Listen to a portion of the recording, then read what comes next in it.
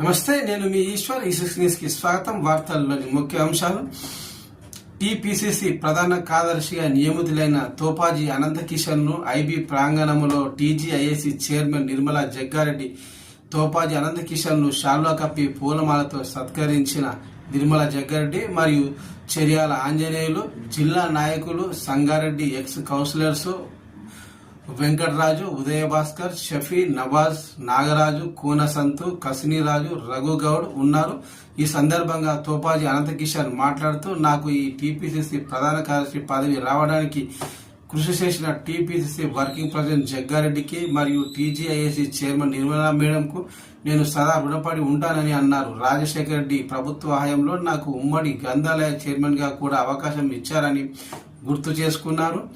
ఈ పదవితో నాపై ఇంకా బాధ్యతలు పెరిగాయని, ప్రజలకు ఇంకా ఎక్కువ అందుబాటులో ఉంటానని తెలియజేశారు తోపాజీ అనంతకిషన్.